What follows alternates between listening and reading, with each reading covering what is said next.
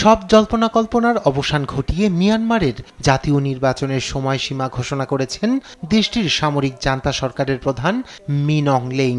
চলতি বছরের ডিসেম্বর অথবা আগামী বছরের জানুয়ারিতে হবে এই নির্বাচন। 2021 সালে অভ্যুত্থানের মাধ্যমে ক্ষমতা দখলের পর এই প্রথম নির্বাচনের তারিখ ঘোষণা করল জান্তা সরকার। বর্তমানে রাষ্ট্রীয় সফরে বেলারুশে রয়েছেন তিনি। সেখানে স্থানীয় সময় শুক্রবার গণমাধ্যমকে জান্তা প্রধান জানান, এবার মিয়ানমারে অবাধ ও নিরপেক্ষ ভোট হবে। এরই মধ্যে 53টি রাজনৈতিক দল নির্বাচনে অংশ নিতে তালিকা জমা দিয়েছে।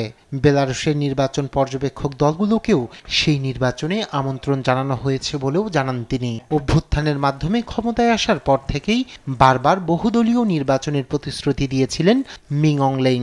চলমান সহিংসতার কারণে আগের নির্বাচনের সময়সীমা স্থগিত করা হয়েছে বলেও জানান তিনি। এদিকে জান্তার অধীনে কোনো বৈধ নির্বাচন হতে পারে না মত রাজনৈতিক দলগুলোর।